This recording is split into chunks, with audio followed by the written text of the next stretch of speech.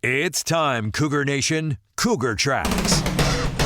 The best season analysis with BYU insider Mitch Harper on KSL NewsRadio and on video every day on the YouTube page for KSL Sports. Welcome into Cougar Tracks here on the KSL Sports YouTube and KSL NewsRadio, your legacy home of the Cougars. I am your BYU insider, Mitch Harper. It's Monday, November 24th. Huge weekend just took place for BYU sports. It was massive. BYU football, BYU basketball, even some of the Olympic sports had huge wins over the weekend. So Cougar sports are riding high right now. But we got to talk about something off the field to start today's show off in our top story of the day. The top story of the day. The biggest story in the world of BYU sports right here on Cougar Tracks. It takes away from the football game, but Cincinnati's athletic director, John Cunningham, issued a statement on Monday morning from the University of Cincinnati Bearcats X account, and he apologized for the derogatory chants that occurred during the BYU Cincinnati game at Nippert Stadium, to the point where the public address announcer had to tell fans to stop chanting those derogatory remarks. This was Cincinnati AD John Cunningham. On Monday, he said, quote, "On behalf of the University of Cincinnati and Bearcats Athletics, I want to sincerely apologize to the BYU community and the Church of Jesus Christ of Latter-day Saints. The use of offensive or religiously derogatory language by a group of fans during Saturday's game was unacceptable and does not reflect our values. We remain committed to creating an environment at Nippert Stadium where every visiting team and its supporters are treated with dignity and respect," end quote. Again, that's from John Cunningham, Cincinnati Director of Athletics. And I think that's a fine apology. And honestly, I think that it's fascinating to me how this continues to happen. And the University of Colorado, of course, earlier this year in a football game in the Big 12, they had similar chants where it was bleep the Mormons, and the University of Colorado got issued a $50,000 fine from the Big 12. No official word yet as of this show from the Big 12 in terms of a fine for the University of Cincinnati, but I'll just never understand why people resort to that sort of chant. And it was interesting, on Saturday morning at Big Noon Kickoff, there were no offensive chants. Even before the show started, the DJ or the MC of the event that takes place, in between what you see on TV on Big Noon Kickoff, he even told the fans and primarily students in the crowd, hey, please do not have any offensive derogatory chants that are curse words because we don't want to mute the audio.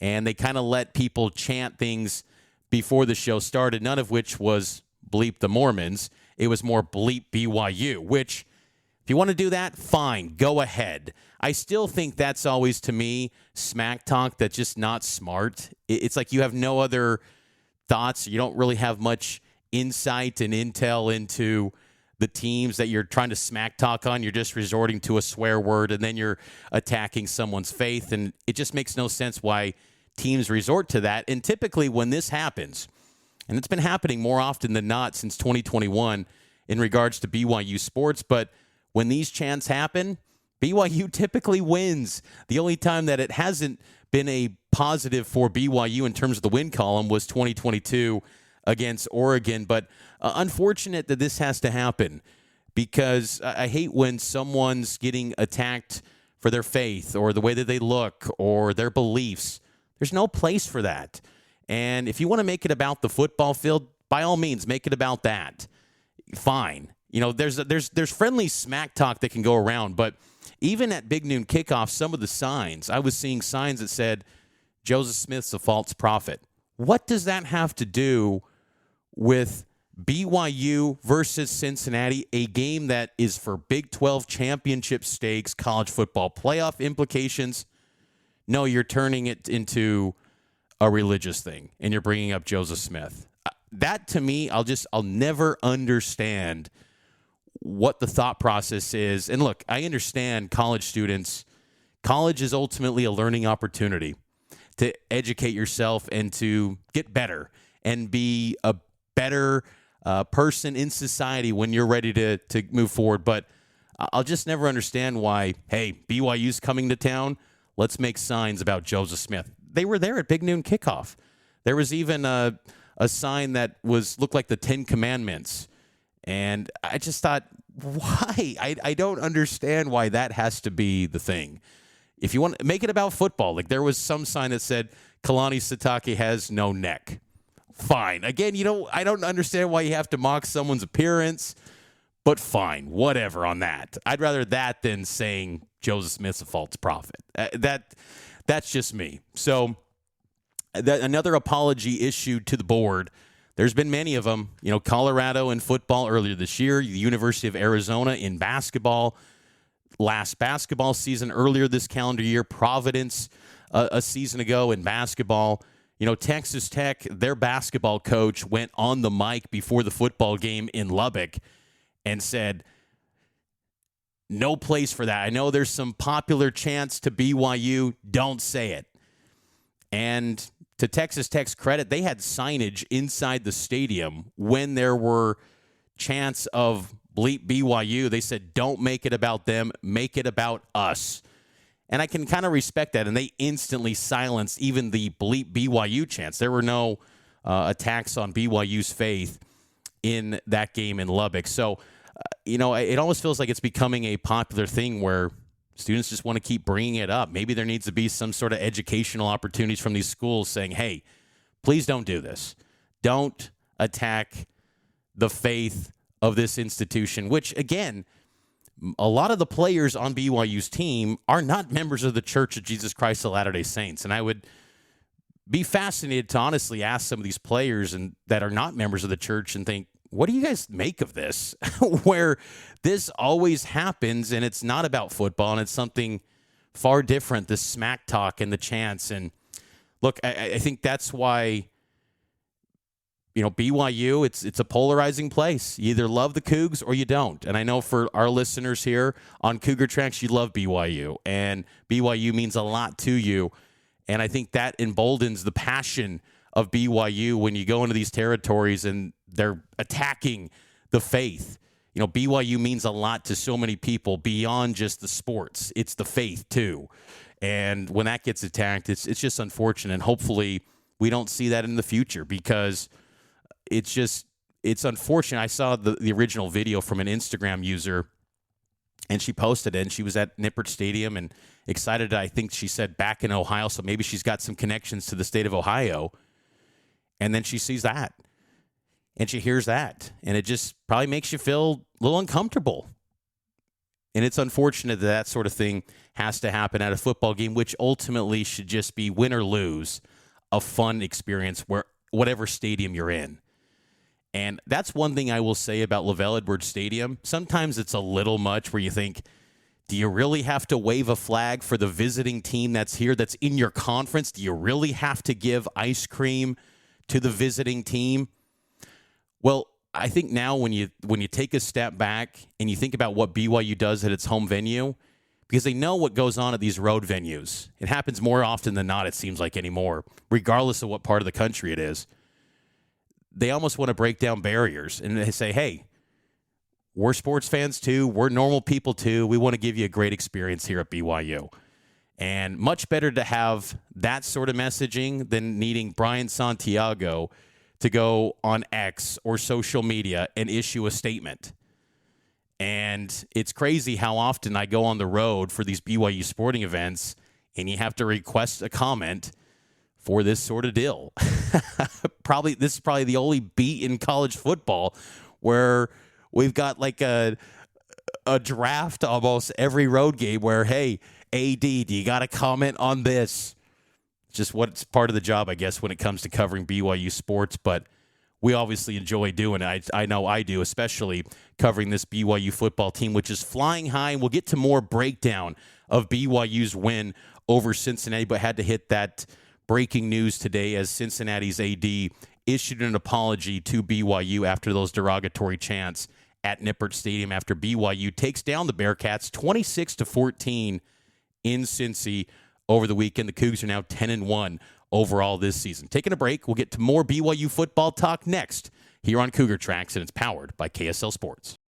Welcome back into Cougar Tracks here on KSL News Radio and the KSL Sports YouTube page. Every day we're coming to you here on YouTube and KSL News Radio to discuss the latest in BYU sports. And for BYU football, they're riding high after a big win over Cincinnati, 26-14 at Nippert Stadium, and the Cougs are now 10-1 overall. And it was an amazing night for running back L.J. Martin, 222 rushing yards for the superstar running back out of El Paso, Texas. And L.J., it's funny, this whole year I've been talking about L.J., how he is just going to level up, and this team will be going as far as L.J. Martin will take them.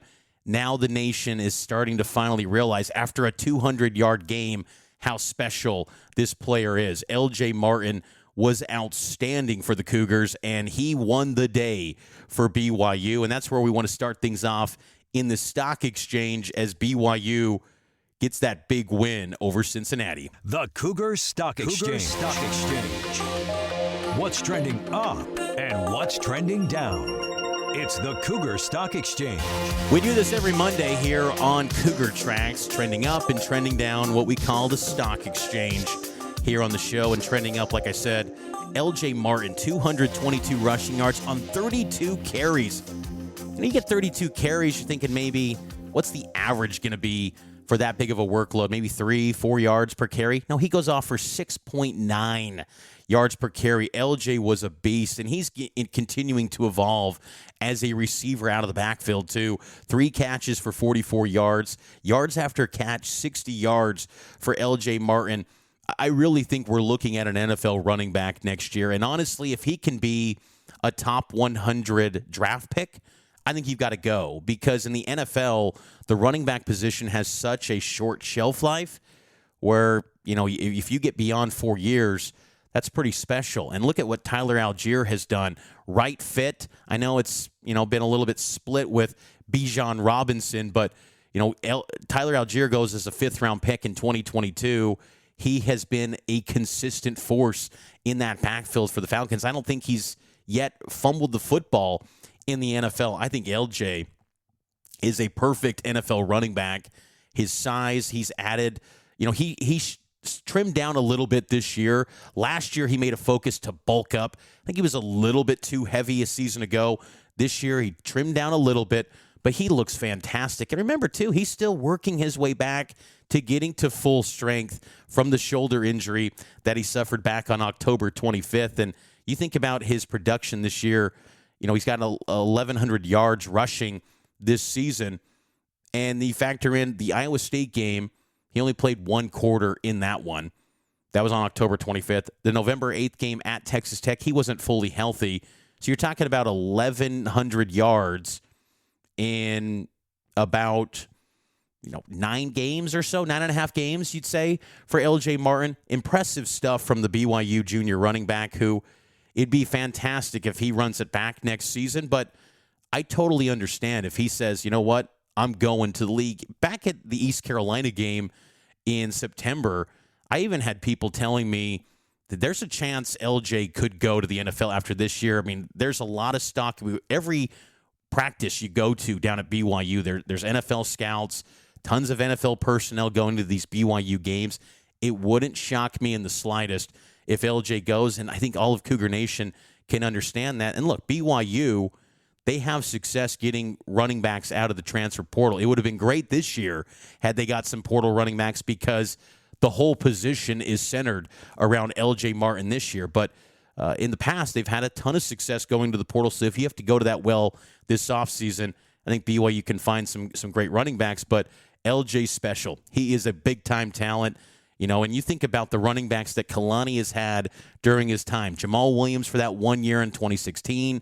Tyler Algier, L.J. Martin. There's been some great RBs at BYU. Chris Brooks, Tyson Williams, even Aiden Robbins. I mean, there have been some excellent ball carriers out of the backfield for BYU since Kalani Sitake took over this program. And LJ's right there with Tyler Algier and Jamal as one of the best. And I thought that was his finest hour as a BYU Cougar at Nippert Stadium on Saturday.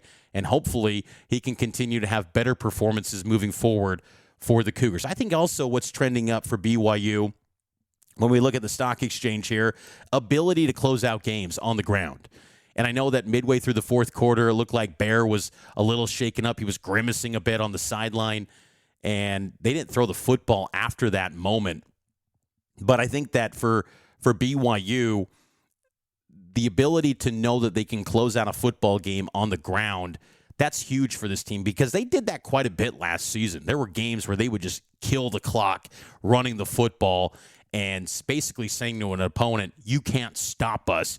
And they did that this weekend. And look, it's not the 30, 40-point win.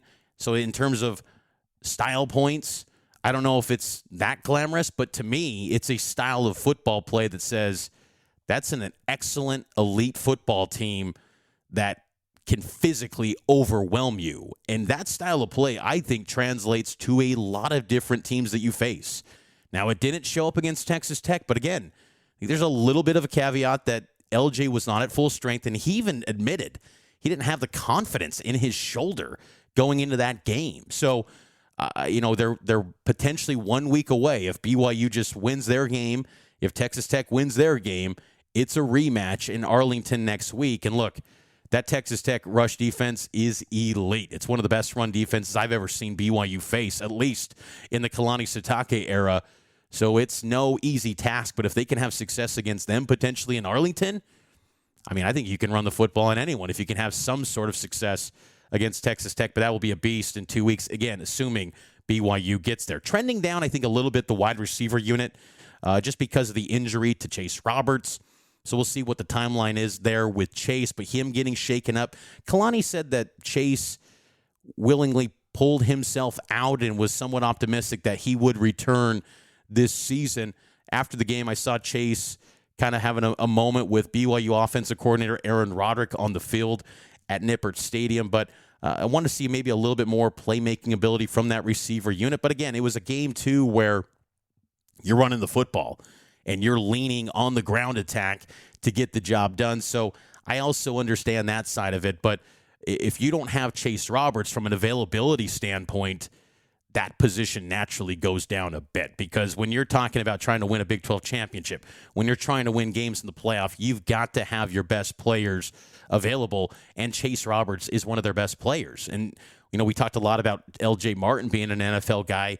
Chase Roberts, to me, is also an NFL receiver as well, and you want him available for BYU. I think you can get by against UCF without him, but in the Big 12 championship and a possible playoff, you want Chase Roberts there and available for BYU, so they need him or else that position could be trending down in terms of a stock report for the Cougars. I also continue to be impressed when you look at things that are trending up for BYU. Some of the performances from the tight end position. I thought Kean Need was very good in his blocking abilities. It goes unnoticed quite a bit because he's not a target in the passing game, but even Carson Ryan continues to have steady performances within this BYU offense. I thought Kean Need was very solid in the blocking department as well for BYU. The offensive line, I thought Bruce Mitchell, we spoke with him after the game. I thought he had a really solid performance as well. And when you have a day where a running back goes off for 222, that's in large part because of the blocking ability from an offensive line. So by all accounts, BYU football had a great weekend, taking down the Bearcats 26-14. Again, they're now 10-1 overall this season. That's going to do it for this edition of Cougar Tracks. I hope all of you enjoyed it. Make sure to subscribe to the show, leave a 5-star rating and a review. It helps out the show a ton, and I'll talk to you tomorrow here on Cougar Tracks from Florida. Going to be here all week for the holiday and for BYU basketball and their MTE out in Orlando. So talk to you next time here on Cougar Tracks, and it's powered by KSL Sports.